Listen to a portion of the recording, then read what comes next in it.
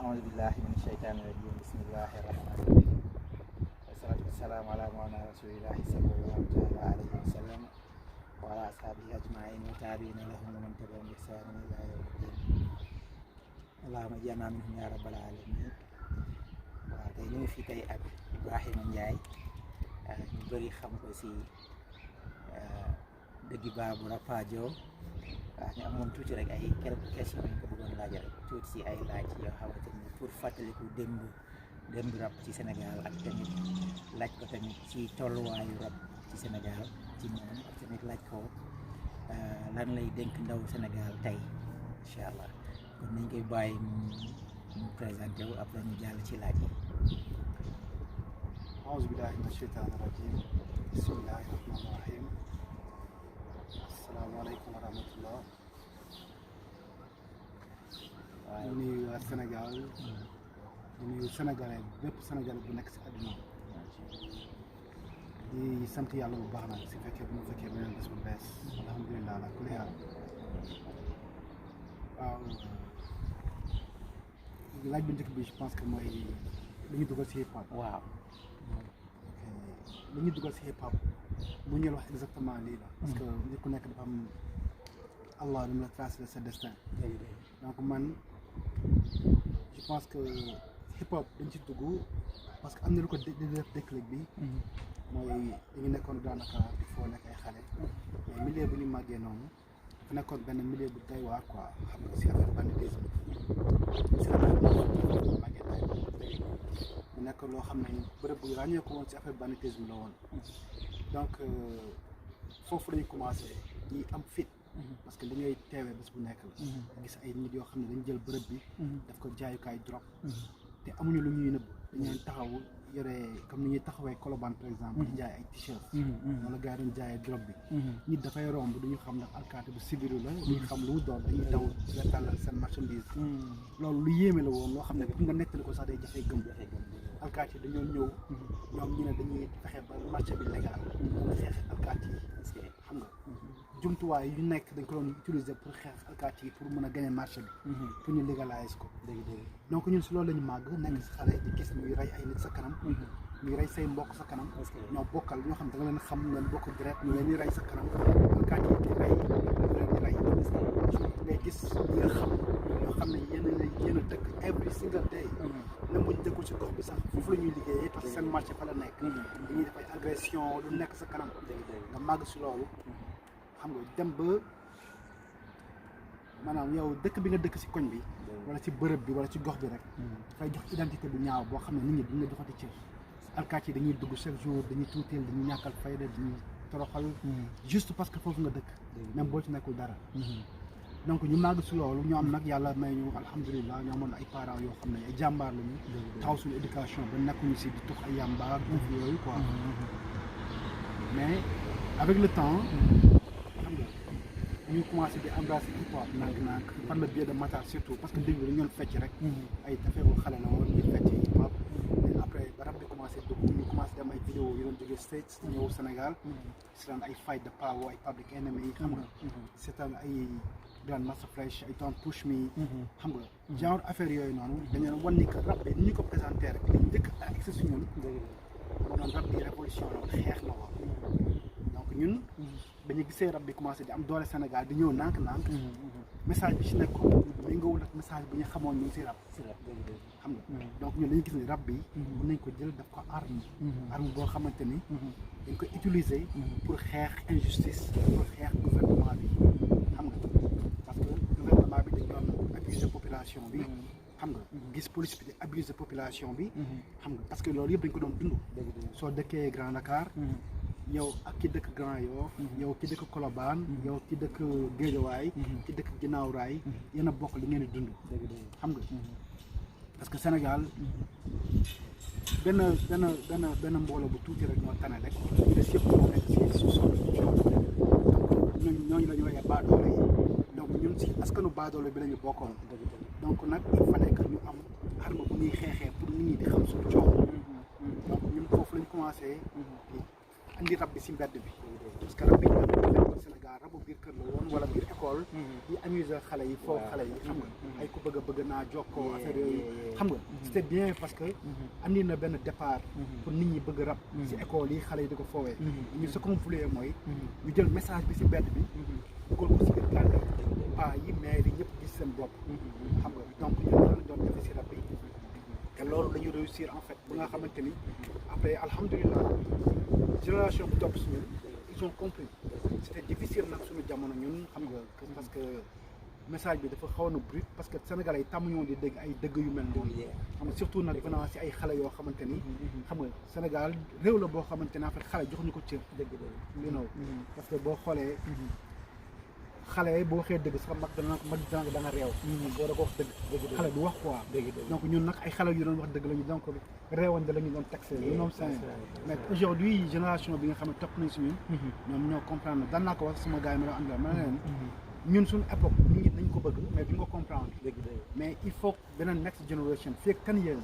booy dinañ comprendre ñun li ñu doon def lan la te dina leen may doole ay doole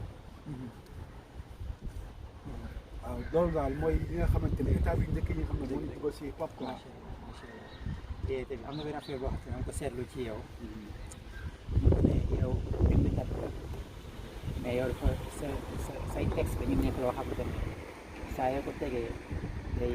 day actuel quoi parce que yow lan moo nekkoon sa jubluwaay ba tax yow say texte bu mën nañ ko wax ci anglais comprendre sa texte dañu timeless maanaam saa yoo ko tegee rek day beesaat la moo nekkoon sa jubluwaay ba nga mën a am lu mel noonu parce que ñëpp am lu mel noonu. waaw dañuy toujours dañuy delloo lépp si loxo borom bi alhamdulilah ala kulli haal lépp si yàlla la quoi. parce que comme ni ma la ko expliqué rek. tey boo toogee ni nga def benn rétrospective. xam nga xoolaat si rétroviseur bi. da ngay xam ne yow yàlla moo la dimbali. xam nga te wax dëgg yàlla kenn du jàmbaar yàlla rek mooy dimbali nit ñi yàlla dimbali la ñoo nekk quoi. parce que boo xoolee ñun ba ñuy bind loolu. li amoon solo mooy ñu yàlla daf ñu teel comprendre loo ko rab bi message la rab bi arme la rab bi dafay conscientiser dafay dimbali ay doomu aadama si seen life xam nga parce que ñun amuñoon chance bi boo yi am nii mooy am benn exemple ku lay wax déedéet bàyyi bul def lii baaxul defal lii moo baax amuñu woon loolu ñun suñuy erreur la ñoon jànge donc dañoo comprendre que génération future bi mun na am lu leen di dimbali parce que Sénégal réew la boo xamante ni dañoo toroxal xel dañoo toroxal xam-xam sénégalais dafa toroxal xam-xam moo tax dañ leen manipuler lu nekk xam nga boo xoolee président bu mel ni Abdoulaye Wade bu taxawee si réew bu ne yéen ñëpp da ngeen am njëkk xam nga dafa am lu muy teg xel yi toroxal Sénégal donc ñun on avait compris ça on avait compris que boy yi musique la ñu bëgg xam nga donc boo bëggee ndëbb benn affaire da nga koy bind ñu ko lire xale yi duñu lire mais soo amee musique boo xam ne boy yi bëgg nañ ko def si xam-xam boo xam ne dañ ko jàng xam nga par exemple loolu moo tax su ma doon bind dama doon def loo xamante ne peut-être génération bu ñëw rek mën na ko jëriñoo par exemple boo jëlee benn texte comme xalaata balaa ngay tëdd soo biree ñàkk nga sa gëdd da nekk loo xam ne dafay actuel moment bu nekk parce que loolu dafa nekk problème boo xamante ni nit ñi dañ koy jànkonteel si seen si àdduna xam nga góor yi ak jigéen ñi dañuy jaxasoo toujours te Allah dafa am nu mu bëggee sëy dafay nekk si góor ak jigéen boo xamante ni dañ leen mayee mu dagan diggante bu dagan donc loolu noonu nit ñi am na ñoo xam ne duñu xaar ba yegg si loolu dañuy brûler état bi dañ koy dund quoi parce que dañuy toll si réew boo xamante ni lu muy gën a metti nit ñi di am problème mu jot pour seen njaboot pour toppatoo xale yi lu ñu war a xam ak lu ñu warul xam ñu ngeen dimbalee ci seen dund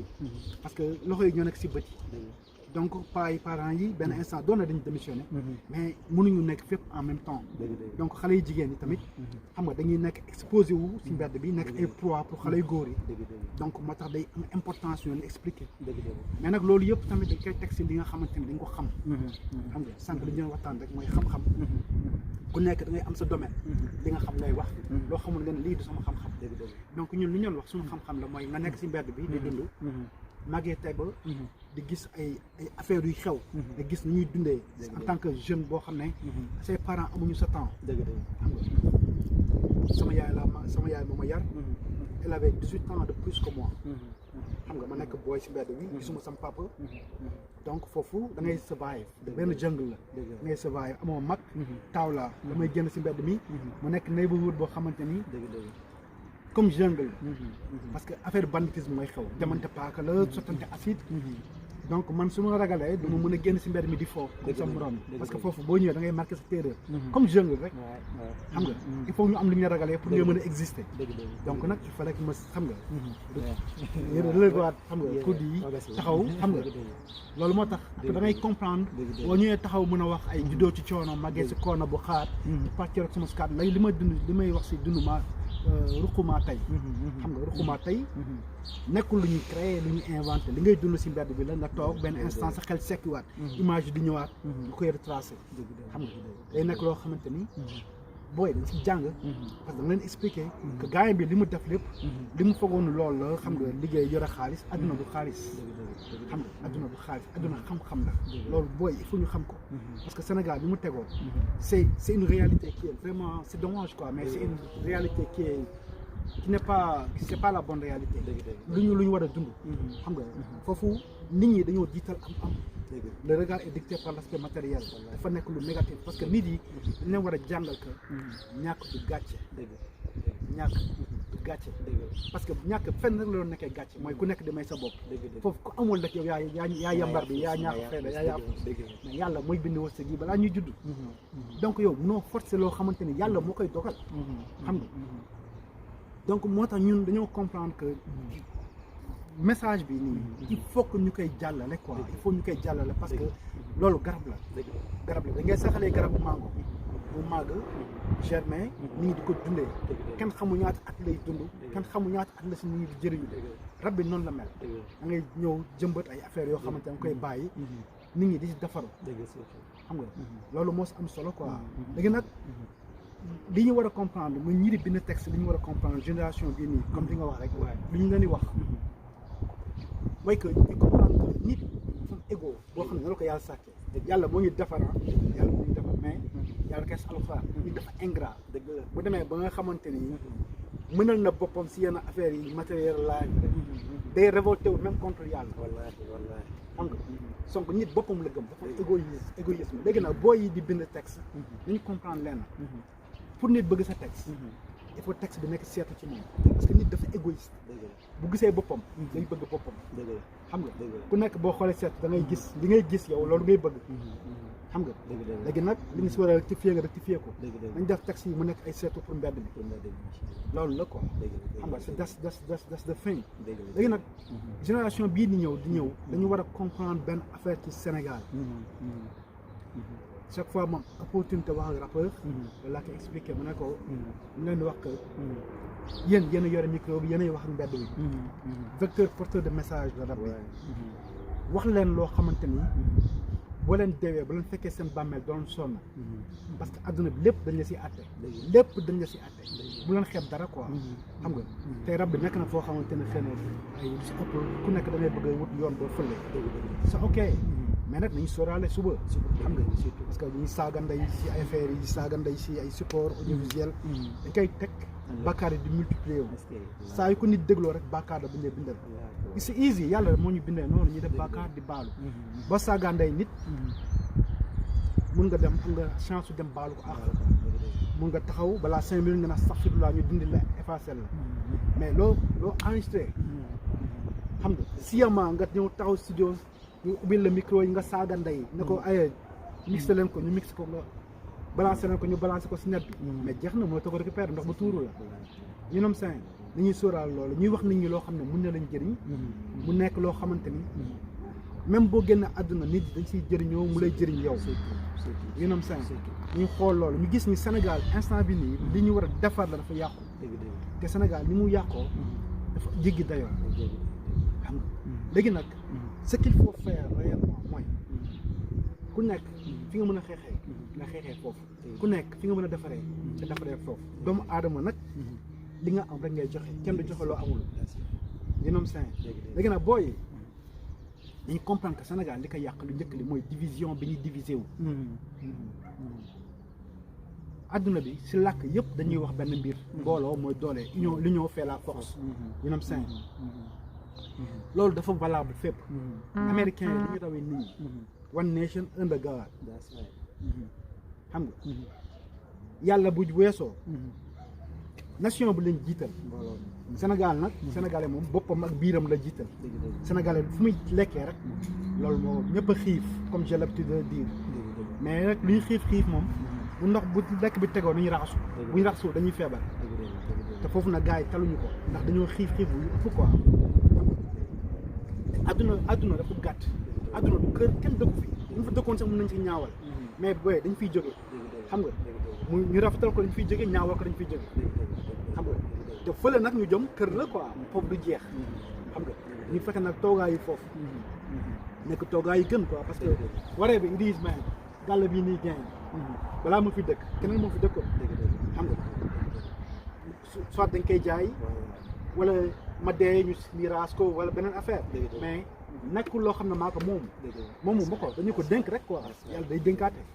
yëre yi nga soloon daaw xëy na yëre yi gisatoo leen yëre oto yi nga doon dawal daaw ana ñu that's what it is adduna bi liñ fi nekkee nekkul pour tabax kër nekkul pour dawal oto mais tabax këru ëllëg la yow may xiyaam nga am kër boo xamante ni wóor na la ni fii da nga fiy noppal ko parce que du jeex yéenam sain so booy dañu fay xam division bu nekk Sénégal lan lañ koy arrangé ba ñaseen bi murit bi tijaan bi xaadr bi laayeen bi ñoom ñëpp ñu xam ne li ñuy diviser daf ñu waroon a boole parce que ñooñu seen sëriñ yooyu ba ñuy ñëw di toog dañoo ñëwoon pour bëggloo ñu yàlla jegeloo ñu rasulullah loolu la ñu bëggoon mais nag bu ñu demee ba nga xam ne loolu dafa diviser boo ñëwee si bërëb boo xamante ne ay murid ñoo fi toog di jàng seen jàng man ñemee ma taxaw ñëw ne salaamaaleykum man la taaliba cheikh bu na loolu andee problème mooy umma bi yàqu na am division am na ay secte am na you know te li graaw mooy léegi dañ koy sax da ngay gis comédien sax si foo parce que réalité sénégalaise la you know maa ngi gis benn gars bu def benn comédien ñu invité ko si plateau télé toog mu ne dafa romb muy expliquer histoire bu banal quoi bu fan yi mu ne benn suba teel Baye Fall dafa romb gis ñaar ñuy xeex mu ne leen looñ jote kenn na ko barki sëñ Touba dama romb dégg bu may jëw mu ne ko waa d'accord yow looñ jote mu ne ko barki Cheikh Tidiane mu ne ko yaa tooñ you know so bu ñu eggee foo xam ni nekk na réalité ba nit ñi mën si def ay kaf mais dafa dangereux quoi dafa dangereux ok murid yi dañuy jaar na le tijaan yi dañuy jaar na le ñaseen yi jaar na le laayeen yi jaar na le léegi pour ay affaires yoo xamante ni moo ñu waroon boole mooy yàlla moo ñu waroon boole ñu ne diina islam la ñu bokk te muy umma loolu divisé ñu na lan moo ñuy boole ci yoonu yàlla bu ñu boolewul fi nga xam ne jàll moom yàlla ñu ne yàlla jàmm rek la foofu mënuñu fa daje fan la ñuy daje feneen ñu andiwaat ay joola andi séeréer andi njaago andi tukulóor saraxule that's crazy man sama expérience personnelle laa lay wax ay je sais pas vers les 95 man sama maam dafa feebaroon ma yóbbu ko Casamance si hôpital chinois yi foofu hôpital régional bu Casamance donc gàll bi ñu daloon ay soose ñoo fa dëkk mais mënuma wax ak ñoom parce que dégguma soose ñoom dégguñu wolof ñu nekk biir Sénégal léegi il faut que mu ñu andil ma ko dégg français muy interpréter dafa graaw quoi you know mais bu fekkente ni barrières yi dañuy nekk si biir réew mi mais booy ñu ngi fii États-Unis réewu jàmbur la ñun dañuy wax ñun ñoo am réew bu baax ñoo am ay diine ñoom ay paa yu fa ñaan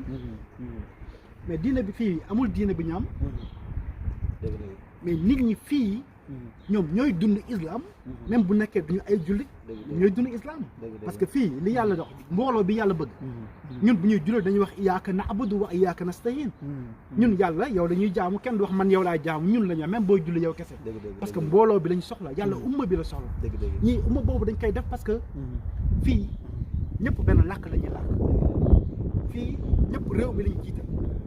su américain amee problème papam def mbir boo xam ne dafa jalgati yoon américain bi day woowu police 911 ne hey sam papa rey na nit wala sam papa violé na nit def na lii wala sàcc na parce que lu muy xool mooy liy doxal réew mi xam nga mais Sénégal soo amee problème ku la ëpp doole da ngay sonn parce que ñëpp moom la ñuy faral sa papa bu defee mbir ci koñ bi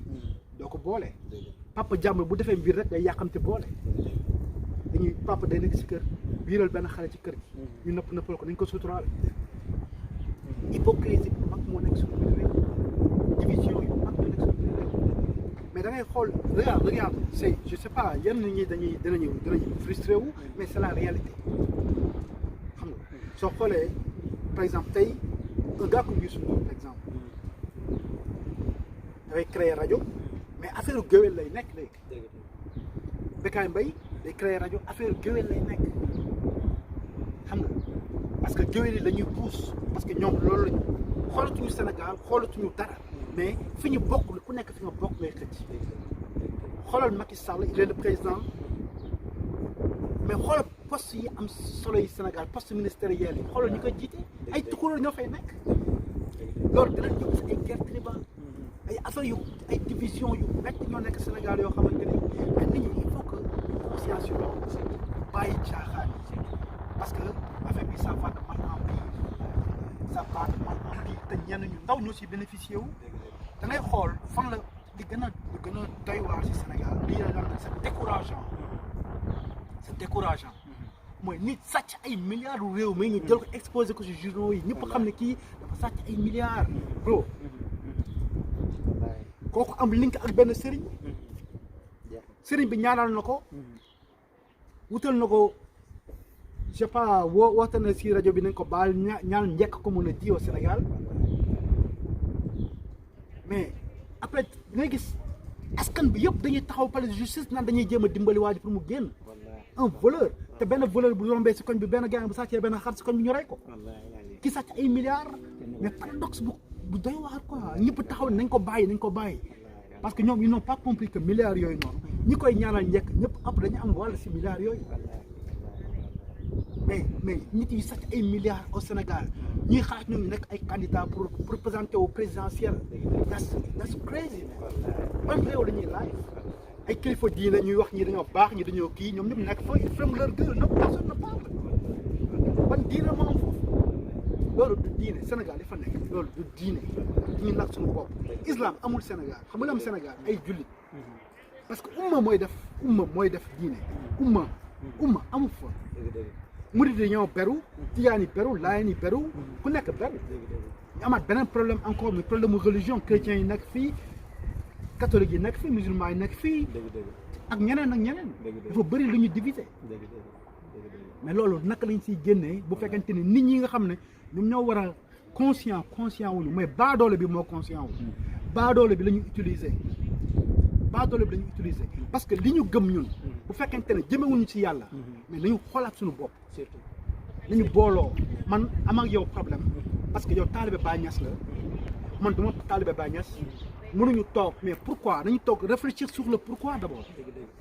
sur le pourquoi lan moo ñuy diviser lan mooy suñu problème xam nga mais sénégalais dañoo am ay défauts yoo xam ne dañ ko war a xoolaat mooy dañuy nekk xale yu ndaw ñuy andil ay affaire ay antagonisme yu ñàkk fayda ay ñaar ñu bokk ndey ak baay sax ñaan yow kii moo la gën a rafet kii moo la dàq lii kii moo la dàq lii di rabee sa kenn ki muy ñàkk estime am ñuy yëkkati kenn ki si kaw moroomam ñaar ñu bokk ndey ak baay pour lan loolu du fay dañuy nekk booy yu ndaw ñuy wax ay Gia Jaraaf kii faral Gia kii faral Jaraaf ñaar ñu ndokk ndey ak baay mën nañ ci xeex ba rayante si amul njëriñ te léegi dafa graaw à un niveau dangay toog fii Sénégal di dégg ay Barça la gars yi léegi di xeex ay Barça what is that amul lu ñu njëriñ booloo la ñuy soxla booloo na gars yi te passé loolu ay murit tijaan yëpp ay nit lañuy Sénégal lañu jullit lañu nañu nekk benn amul njëriñ kan moo si bénéficié wu nañu bàyyi ay affaire yooyu noonu ñu taxawal li ñu war a taxawal mooy ñu jiital suñu Sénégal lépp lu ñuy diviser ñu ko bàyyi nekkal sa murit mu nekk sa xol nekkal taalibe Baay Ñas mu nekk sa xol mu dund ko mais ñu jiital Sénégal intérêt commun yi nañ ko pousse intérêt commun yi ba réew mi avancé dañuy génn réew jàmbur yi ñëw si réew jàmbur yi ñuy toroxal di ñuy rey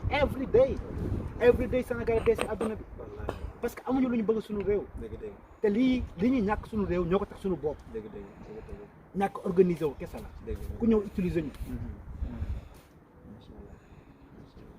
yee affaire bi rafet na macha allah parce que waxaale nga ci bëggoon naa laaj ci tolluwaay Sénégal waaye wax nga ba pare bëggoon naa laaj tamit lan moo waroon nekk toolu waaye su nekk Sénégal waaye tamit loolu tamit wax nga si ba tàgg wax ci parce que tolluwaay bi mooy ne c'est un pays dëkk bu jekk ci booloo nekk benn la te du benn waaw léegi nag lu war a nekk tool bi mooy ñun ñëpp ñu liggéey fexe ñu booloo doon benn yaa ngi dégg yi xàccandoo di dóorandoo yaa ngi dégg bu ko defee bu lépp lu judd ñëpp jëriñu ci daal waaw that's true Serigne that's true xam nga li ñu war a def mooy d'abord ku nekk xam li nga doon lan la dëgg surtout ku nekk nga xam li nga doon lan la nga moo la andi si àdduna loolu su ko amee rek affaire bi day oyof xam nga ba ñu nekk booy ñu ñëpp dañoo rêve ñëw state wala dem benn town parce que da nga bëgg nekk dëgg nga gis ay grand yi dem ñëw di la góndi mais tey on a compris que lii du essentiel bi si life dëgg parce que boo ñëwee ba fii li ngay gisaat lépp muy ñibbi xam nga lii du essentiel bi li si yow li ngay rêve tey mooy dem Sénégal am sa benn tool di bay di dundee di jaamu yàlla am daara loolu mooy di nekk si xelu doomu aadama yi mooy defar dellu ci yàlla kese xam nga parce que da ngay comprendre que da ngay ñibbi dëkkoo fi xam nga na gars yi comprendre benn affaire ñëpp ay jaamu Allah lañ ko dañuy ci yàlla lañ jógee ci yàlla la ñuy dellu te kenn du dem di ànd ak moroomam te kenn koo xamante ne yaakaar nga ne tamit bu demee àllaaxira dina la fa jëriñ dina la jëriñ ci àdduna ba pare surtout waaw surtout dina la jëriñ ci àdduna ba pare affaire yi dañ ko war a xoolaat bu baax a baax ñu bàyyi naxante bi quoi surtout na lu ma doon wax si benn son bu mu bu tudd bul bàyyi bad boy développement ku nekk si ñaari poche tàmbalee ku nekk na jóg def dara ñu bàyyi toog di xaar yaakaar ni tekki bi boo déggee Europe lay commencé wala boo génnee Sénégal lay commencé xam nga nañ ku nekk fi nga toog na nga commencé def dara d'abord xam nga après nag lu la dab wala dimbal bu war a ñëw bu fekk la yaa ngi ci yoon mais ñu bëri dañuy ñëw fii nii mais duñu am liggéey mosuñu liggéey seen live boo ñëwee fii looy def fii expérience lañuy laaj dañaa loo mën prouver ko loo mës a def waaw loo mës a def mais nag c'est dommage quoi dañuy jàngal xale yi loolu am na solo ñaan jàng na nekkul rek dem école quoi xam nga parce que école bi tamit lu ñuy jàngal du lu bëri lu ñuy jëriñ biir réew parce que ñu ñuy tegee école sénégalaise ñu ñu tegee école française nekkul loo xam ne dañ ko war a jël rek jëfandikoo ko ak réalité nekk bi Sénégal loolu foo ñu koy bàyyi xel ko waaw mais waxtaan bi rafet na am na solo xam naa damay bañ mu gudd mais xam naa du yem bi mooy bu njëkk bi ne du fi yem incha allah xam naa vraiment macha allah kontaan nañu si daje bi kontaan nañ tamit ci waxtaan bi ñuy yaakaar ne dina jëriñ suñu ndaw réew moo xam ñu nekk ci biir wala ñu nekk ci biti loolu moo ci jubluwaay bi daal maanaam jubluwaayu waxtaan bi yëpp pour jëriñante la sottantey xalaat ba nga xamante ni ndaw lu jógee ko Sénégal wala nga nekk Sénégal di nga xam ne am na lu la war te loolu du la wàcc te kenn du la ko defal yaa koy defal sa bopp donc vraiment ñi kontaan di sant yàlla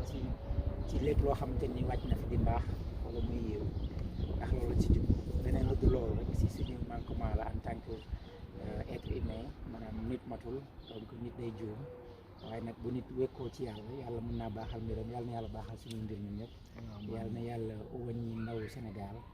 xamal leen seen tolluwaay ba pare tamit xamal leen lan moo war a nekk seen tool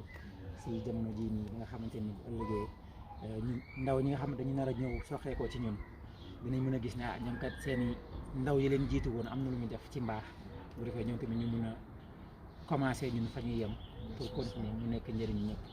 waaw di ñaan yàlla vraiment yàlla gën a naatal xel yi yàlla gën ñoo jubbanti waaw yàlla xëy ci li mu bëgg moom ak li mu gërëm tamit yàlla war ñu yoon wax ne bu ñu tegoo dinañu jëriñ suñu réew dinañ jëriñ suñu njaboot dinañ wan taw yi ay yoon parce que ñun ñu jiitu war ñu yoon bu baax waaw ñun ñu jiitu war ñu yoon bu baax parce que ñan ñoo ñu jiitu ay exemple Moustapha Niasse ay exemple Tanor Dieng exemple lay Djibo lay Tika ñoo xam dañu nekkoon ay ndaw yoo xam ne dañu waroon am avenir mais dañuy ñëw mooy si nguur gi ba dee foofu ñoom ñëpp dañu mooy si nguur ba dee fa c'est-à-dire que njëriñ du loolu c'est que nit da nga war a wane yoon après nga xamante ne yow bés boo demee ba retraité jot di nga wàcc keneen yéeg ba pare mbaax di continuer mais ñii nii toog foofu noonu ba dee ci nguur googu noonu vraiment ils sont pas là pour jëriñu askan bi ils sont pas là pour montrer le bon exemple bu ñu wane baaxul parce que exemple bu ñu wane mooy lan nguur kat boo ko amee jàpp ci ba dee donc foofu njëriñ dafa génn. xam nga li am solo. li am solo si ñoom mooy nit ki li nga xam rek dëgg mooy li nekk sa réalité loolu ngay xam parce que boo xoolee réew yi mel ni réew yi itam perfection la ñuy xam dëgg la ñuy wut même bu ñu amee ay njiitu réew yoo xam ne dañoo mën a liggéey dañuy wut dañuy essayer leneen duñu gis ne yow yaa ngi doxal rek dañ la fi bàyyi déedéet dañ naan mën nañu créer mën nañu dañuy teg ñu xool leneen xëy na mu am na lu gën lii mais mënuñu xam tant que ñu ngi fi téye lii mais ñooñu amuñu exact Sénégal xamul loolu xam nga lii paradoxal dëggantaan bi Sénégal te man moo ma yéem mooy ñun ñëpp ay taalibe lañu ñii ay taalibe ñii lañu ñii ay taalibe ñii lañu te pourtant ñun ñooñu ci biir nekk taalibe bi yëpp tubaab bi dafa ñëwoon di créer suñuy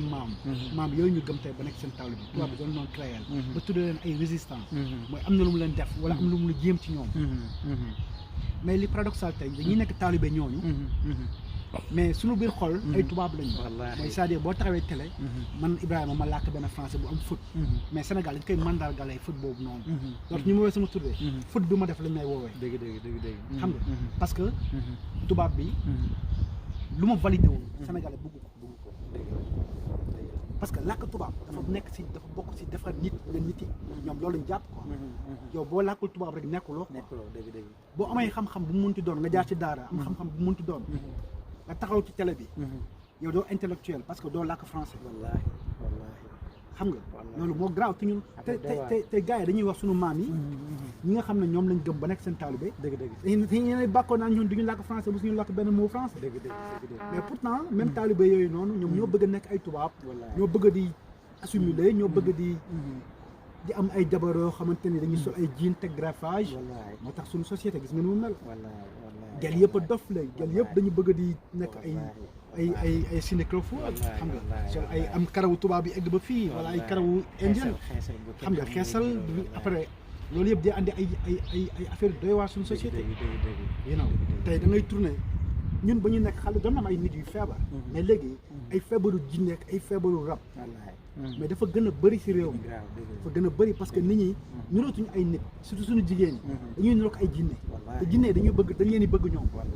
donc dañuy am ay feebar yoo xam ne kenn du xam fu ñuy jógee chaque jour nag mu dugg ci benn kër mais les gens il faut pas ñuy réfléchir si loolu xam nga te ñun en réalité góor yi ñu ñoo koy teg suñu jigéen ñi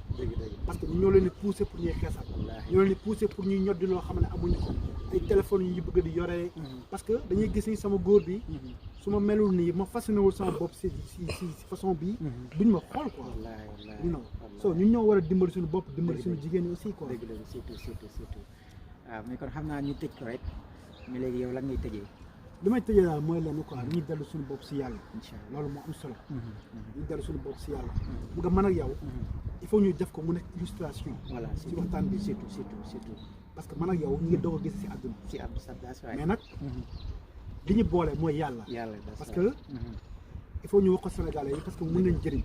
yow taalibe Baay Ñas nga bu ma fonk man dama taalibe Baay Ñas mais ku bëgg Baay Ñas laa comme ni ma bëggee sëriñ yu bëri mais li tax ma jàpp la nga nekk sama mbokk ci yàlla mooy li ñu boole mooy dama doon liggéey ak benn naar nga dajeeg naar bi si benn juma ndax yow booy liggéey fu mu la waxtu julli fekk da ngay xool juma bu la gën a jege nam julli fa ma demee du julli ji nga daje fa ak ki may liggéeyal mu waxal foo jógee nga ne ko Sénégal mu ne am na Sénégalais bu ma xam bu jub xam nga est-ce que xam nga ko parce que waa jooju lu mu doon xool moom moo doon man li may woote si jullite ndax dëgg la parce que dama ko wax ne man dama doon def musique ma bàyyi li ba wax ma bàyyi dëggantaan mooy diine bi ma dem ba gëstu si alxuraan ma gis ne lépp dañ ko delloo yàlla ma bëgg na ñu ràññee ma ci diine islam comme ni ñu ma ràññee si musique loolu doon xool moo tax mu laaj la ndax xam nga ma nga xam nga bu boole ñu boobu ba tey ñu waxtaan ci yàlla ñu ànd ci yàlla ubbi bokk benn groupe WhatsApp boo xam ne ci yàlla dañuy wax tel ko hududullahi fala taqtuha xam nga li ñuy àndee ñun ñaar jël suñu différence yi teg ko fële man yow Kaolack nga dëkk man ma dëkk Dakar ngay taalibe Baay Ñas du ma taalibe Baay Ñas ne lenn moo ñu boole mooy ay jullit lañu te Sénégal moo ñu boole ñu jàpp loolu nag di ko dund yàlla loolu dafa war a nekk exemple pour Sénégalais yi am na ay Sénégalais yu bëri yu ma xam mais tey jii yaa ngi jóge ba Arizona ak sa njaboot ñëw pour sa doom ak sama doom xamante sama soxna ak sama soxna xamante man ak yow ñu gën a fasante kóllëre ñu tegaat ay projet pour def ay affaires yu bëree bëri liggéey ndoo pour defar suñu Sénégal liggéey ndoo pour dëgëral suñu iman loolu yëpp day nekk ay exemple yoo xamante ne sénégalais yi war nañ si jëriñu affaire bi yëpp yàlla kese la yàlla moo ñu fi andi yàlla moo ñu fi jëlewaat ñu fexe nekk ci loolu macha allah sant yàlla bu baax di wax ne waaw comme ni nga ko waxee rek noonu la demee woon waaw ba pare vraiment yàlla moo ñu boole te boobu ba tey yaakaar naa njëriñ kese moo si juddoo parce que saa su nekk lu ñuy waxtaanee mooy alxuraan saa su nekk lu ñuy waxtaanee mooy yonent yàlla Muhammad sallallahu alayhi wa sallam ba yàlla dogal tey suñu dajee après 3 ans waaw te wax dëgg yàlla daan nañu waxtaan ay plus de 3 heures de temps par jour waaw vraiment bi ko suñu jot di maye daan nañ waxtaan lu yàgg ci téléphone ñu daan xëy di waxtaan ba guddi jot waaw vraiment ma ciy sant yàlla bu baax parce que yàlla xamal na ma ni ku nekk am na lu yàlla def ci yow dama am na loo xam ne ko seede ci yow mooy lan mooy bëgg alxuraan waaw loolu moom wala ko seede ci yow parce que dama gis ne yow sa waxtaan yëpp alxuraan la dama gis ne yow nga gëstu ci alxuraan bàyyi ñees dafa amoon benn soxnaam bu tuddoon maam Astu Daawa bàyyi ñees dafa doon wax ne moom lépp lu mu xam rek soxna soosu xam na ko ndax bu daan jàng soxna si moo koy teel làmp nee na benn différence la am mook soxna soosu mooy ne moom bu soxlaa exemple dina ko mën a génnee ci téere bu nekk waaye soxna soosu amul possibilité boobu nee na loolu mooy la ñoom ñaar maa ngi waxtaan ak sama benn xarit tudd Daawda ma ko ne Iba loolu moo nekk si moom Iba buy waxtaan ak yow peut-être mën na la sax bañ a indil fa alxuraan bi nekk fa nga toll ci kaamil bi mais dina la wax loo xam ne du génn kaamil bi chaque jour noonu la loolu la waxtaanam quoi dañuy sant yàlla di ñaan di wax ne waxul rabbi zidni ilman di ñaan yàlla nañu yàlla yokk xam-xam yàlla nañu yàlla yokk njub yàlla na yàlla rawala ñu rawala suñu diggante ñu ngi koy dénk suñu diggante di ko dénk suñu bopp di dénk suñu njaboot di ko dénk suñu waajur di ko dénk suñu diine waaw lu ñu am si as ngëm as tuut yàlla na ko yàlla nangu ba pare yàlla yaatal ko suñu njaboot tàbb ci ngëm googu dund ci ñoom tamit seen njaboot di ci tàbb di ci dund waaw di wax ne wa ma zalika ala allahi bi aziz walhamdulillahi rabbil alamin subhana rabbika rabbil izzati amma yasifun wa salaamun ala al mursalin walhamdulillahi rabbil alamin